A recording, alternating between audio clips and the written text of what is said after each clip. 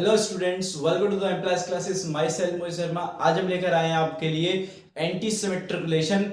हाँ, हम anti symmetric relation को पहले भी डिस्कस कर चुके हैं, बट अभी हम जो डिस्कस करने वाले हैं वो है आपके सामने एंटी सिमेट्रिक रिलेशन के लिए टोटल एंटी सिमेट्रिक रिलेशन निकालना है ना।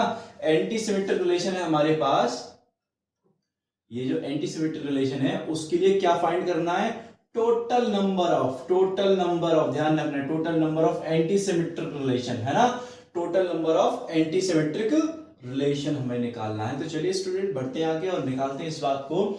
यहां पर हमारे पास total number of anti symmetric relation क्या दे रखा है? 2:n into 3n square minus n by 2 है स्टूडेंट हमारे पास, ठीक है ना। ये है हमारे पास number of anti symmetric relation. Suppose that मेरे पास कोई सेट ए है, we have 4 element in this set, so cardinality of this set is equals to 4 because of in this set we have 4 elements, ठीक। so now find out the number of antisymmetric relation in this set। तो इसके लिए antisymmetric relation कितने find होंगे? देखिए 2 की power 4 कर देंगे क्योंकि n की वैल्यू हमारे पास 4 है, into 3 to the power 4 square minus 4 by 2। अगर इसको थोड़ा सा सॉल्व किया जाए तो 2 की पावर 4 यहां पर है, इनटू देखिए इसको क्या करेंगे, 2 की 4 की power 2 is 16 minus 4 is 12, 12/2 is 3 to the power आपका 6 हो गया है ना। इसको सॉल्व कर लेना, आपके क्या आ जाएंगे? Total number of antisymmetric relation find हो जाएंगे। लेकिन स्टूडेंट आपके पास ये फॉर्मूला आया कहां से? बात ये आती है एंटीसिमेट्रिक रिलेशन के लिए। तो चलिए इसको ही हम पहले फाइंड करते हैं, लेकिन इसको निकालने से पहले कुछ बातें और जान लेते हैं एंटी सिमेट्रिक रिलेशन के लिए, है ना। अगर a, b anti symmetric relation के सेट में है ना, एंड b, a भी एंटी सिमेट्रिक रिलेशन के सेट में है, तो वो एंटी सिमेट्रिक के सेट में ये रिलेशन तभी रह सकता है, ऑर्डर पेयर तभी रह सकता है जब a इक्वल b होगा स्टूडेंट्स, ठीक है ना।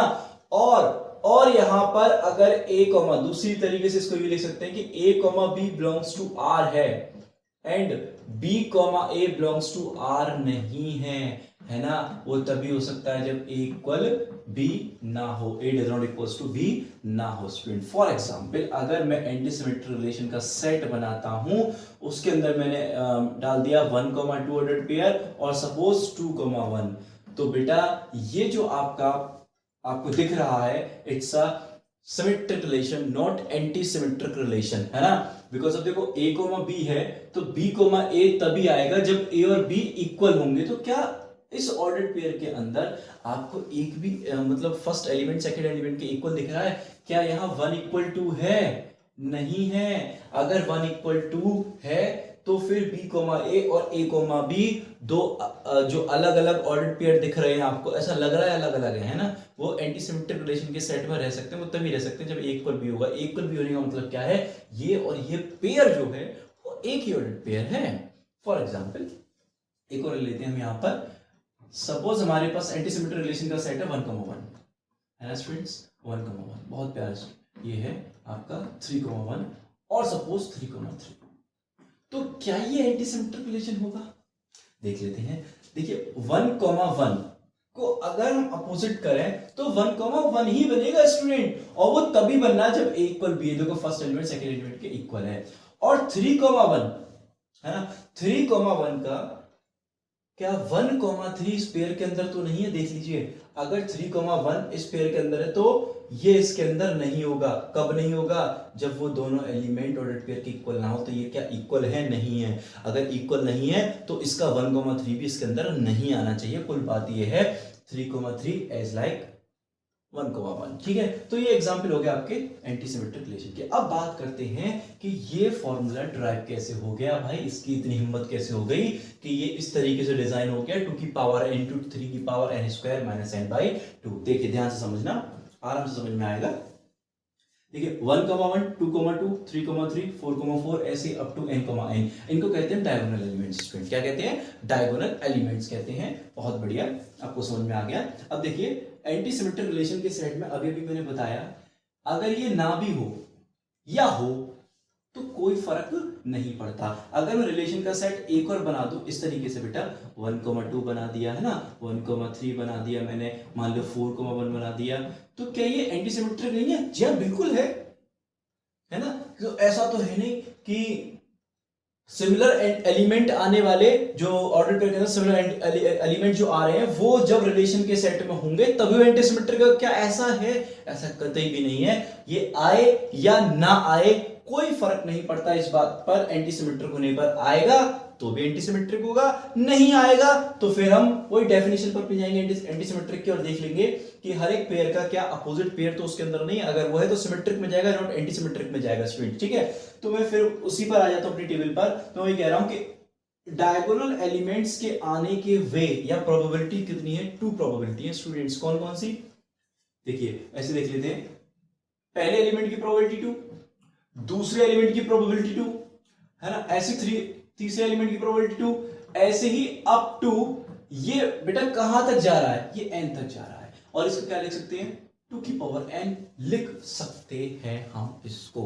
ठीक है स्टूडेंट, अब ये तो हो गया डायगोनल एलिमेंट। अब बात करते हैं नॉन डायगोनल एलिमेंट जो ब्लैक में लिखे हुए हैं आपको इस टेबल में। जी हाँ, जो ब्लैक में लिखे हुए हैं उन्हीं को कहते हैं नॉन डायगोनल एलिमेंट्स स्टूडेंट। ठीक है, तो नॉन डायगोनल एलिमेंट के लिए हमें यह समझना है पहले तो इस टेबल में टोटल एलिमेंट कितने हैं।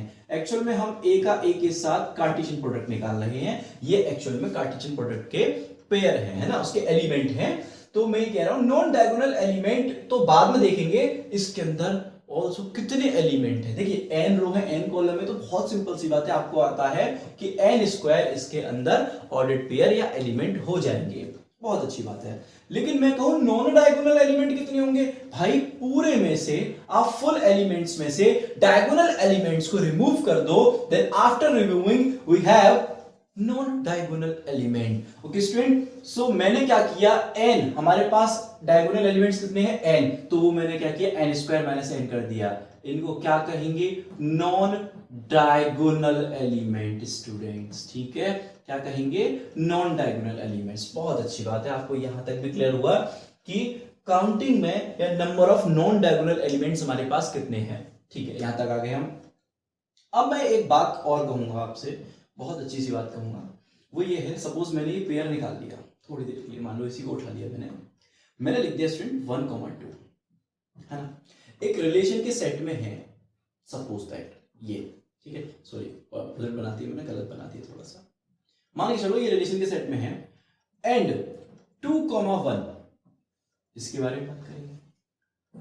और यहां पर एक टेबल टाइप सा बना रहा हूं एंटी, है ना, टेबल टाइप बना ले रहा हूं स्टूडेंट में यहां पर। ठीक है, अब देखिए मैं ये कह रहा हूं कि 1,2 अगर रिलेशन के सेट में है, एंटी सिमेट्रिक रिलेशन के सेट में ये है पेयर, और सपोज ये भी पेयर इसके अंदर है, जैसे कि ये देखो, तो ये कभी भी एंटी सिमेट्रिक नहीं हो सकता, तो ये एंटी सिमेट्रिक नहीं है स्टूडेंट्स। ठीक है, अब मान लो ये रिलेशन के सेट में है, 1,2 मेरा क्या है, रिलेशन के सेट में है, तो फिर 2,1 मैंने थोड़ी देर के लिए लिया कि इसके अंदर नहीं है, जैसे कि आपको इस रेड वाले रिलेशन के सेट में दिख रहा है कि 1,2 तो है लेकिन 2,1 इस सेट के अंदर नहीं है, तो ये एंटी सिमेट्रिक हो जाएगा। ऐसे ही तो है ना, हर एक पेयर को देखना, लेकिन एक सिंगल पेयर को देख के काम नहीं चलाना, हर एक पेयर, एवरी पेयर, है ना, इन अ सेट ऑफ रिलेशन, अगर वो सेटिस्फाई करता है एंटी सिमेट्रिक कंडीशन को, तो फिर वो क्या होगा, रिलेशन एंटी सिमेट्रिक रिलेशन बन जाएगा। फिलहाल आगे बढ़ते हैं।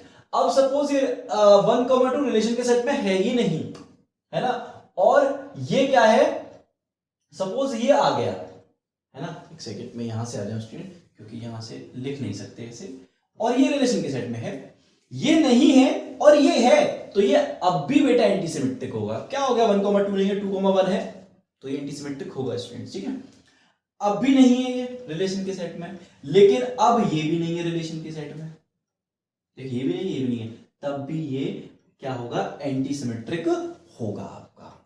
तो कहने का मतलब ये है कि जब मैंने इस पेयर को लिया, इस पेयर को लिया, और इन पर हमने कंक्लूजन निकाला, इसकी पॉसिबिलिटीज पता करी, तो मेरे पास 3 पॉसिबिलिटीज जिंदा हैं, किसकी, एंटी सिमेट्रिक रिलेशन होने की। ठीक है, बहुत अच्छी बात है, हम यहां पर वापस आते हैं आपके पास। मैं फिर कह रहा हूं यहां पर कि 1,2 है और 2,1 है, ये दोनों तो कभी एक साथ एंटी सिमेट्रिक रिलेशन में आ नहीं सकते। ऐसे ही ये सारे पेयर एक साथ कभी भी नहीं आ सकते। अगर ये सारे पेयर आते हैं, है ना, अपर ट्रायंगुलर के ये सारे पेयर आते हैं स्टूडेंट, तो नीचे वाले कभी नहीं आएंगे, है ना। अगर ये सारे आते हैं तो ये नहीं आएंगे। जैसे कि मान लो सपोज 1,2 1,3 1,4 1,5 ये इतने एलिमेंट्स हमारे क्या है इसके अंदर आ रहे हैं, तो बेटा 2,1 2,3 2,1 3,1 4,1 और 5,1 भी कभी भी उस रिलेशन के सेट में नहीं आएंगे अगर वो कैसा है, एंटीसिमेट्रिक है। ठीक है, बहुत बढ़िया बात। और अगर ये लोअर ट्रायंगल वाले आते हैं, लोअर ट्रायंगुलर वाले आते हैं नॉन डायगोनल एलिमेंट, तो फिर अपर वाले नहीं आएंगे स्टूडेंट।